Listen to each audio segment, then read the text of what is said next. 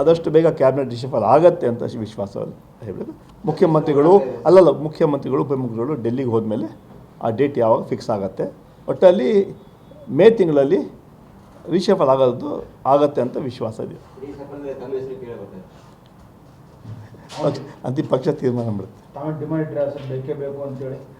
ಅದೆಲ್ಲ ಪಕ್ಷ ತೀರ್ಮಾನ ಮಾಡುತ್ತೆ ಯಾರಿಗೆ ಏನು ಮಾಡಬೇಕು, ಜವಾಬ್ದಾರಿ.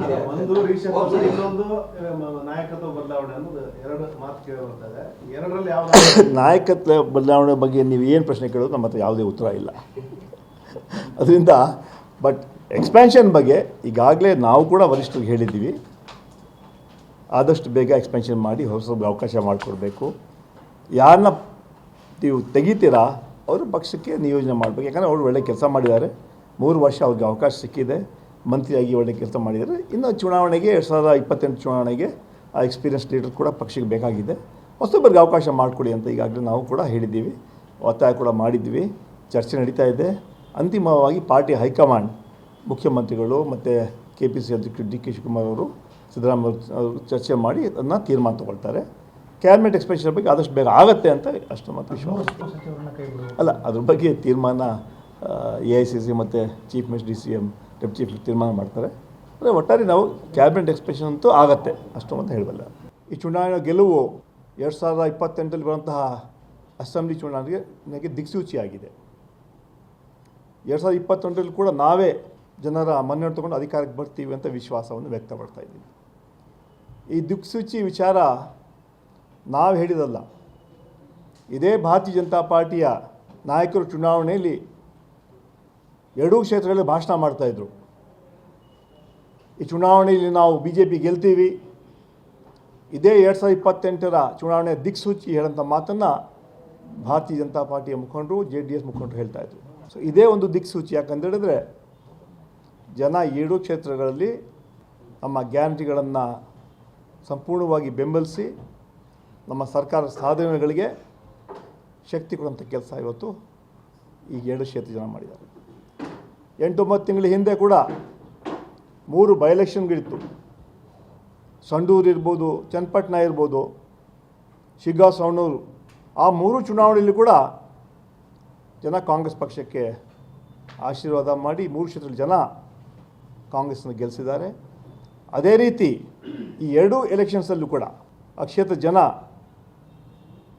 ಸಂಪೂರ್ಣ ಬೆಂಬಲ ಕೊಟ್ಟು ನಮ್ಮನ್ನು ಗೆಲ್ಲಿಸಿದ್ದಾರೆ.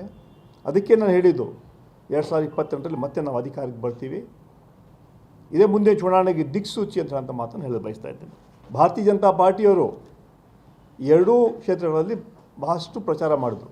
ಆದರೆ ನಾವು ನಮ್ಮ ಪ್ರಚಾರದಲ್ಲಿ ನಮ್ಮ ಸರ್ಕಾರದ ಸಾಧನೆಗಳು, ನಮ್ಮ ಗ್ಯಾರಂಟಿಗಳು, ನಮ್ಮ ಕಾರ್ಯಕ್ರಮಗಳು ಜನರ ಮುಂದೆ ಇಟ್ವಿ. ಅದೇ ರೀತಿ ಭಾರತೀಯ ಜನತಾ ಪಾರ್ಟಿ ಸರ್ಕಾರದ 12 ವರ್ಷದ ಕೇಂದ್ರ ಸರ್ಕಾರದ ವೈಫಲ್ಯತೆಗಳನ್ನು ಕೂಡ ನಾವು ಹೇಳಿದ್ವಿ.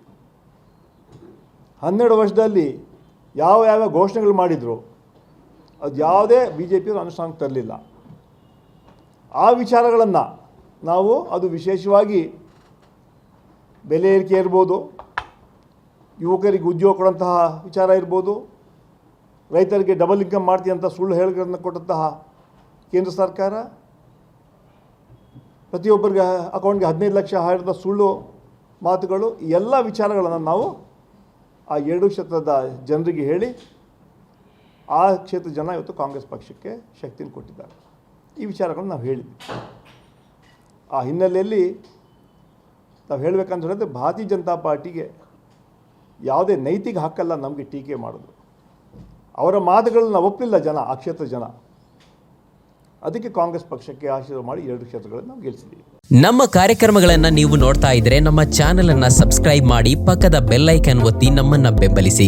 ಹಾಗೆ ನಮ್ಮ ಕಾರ್ಯಕ್ರಮಗಳನ್ನ ಲೈಕ್ ಮಾಡಿ, ಕಮೆಂಟ್ ಮಾಡಿ, ಅದನ್ನ ಬೇರೆಯವರಿಗೂ ವಾಟ್ಸ್ಆಪ್ ಮೂಲಕ ಶೇರ್ ಮಾಡಿ. ನೀವು ಹೀಗೆ ಮಾಡಿದಾಗ ನಮ್ಮ ಚಾನೆಲ್ ಮತ್ತಷ್ಟು ಜನರಿಗೆ ತಲುಪಲು ನೀವು ನಮ್ಮೊಂದಿಗೆ ಸಹಕರಿಸಿದ ಹಾಗಾಗುತ್ತೆ. ಇದು ನೀವು ಯಾವುದೇ ಖರ್ಚಿಲ್ಲದೆ ಕೆಲವೇ ಸೆಕೆಂಡುಗಳಲ್ಲಿ ನೀಡಬಹುದಾದ ಸಹಕಾರ. ಧನ್ಯವಾದಗಳು.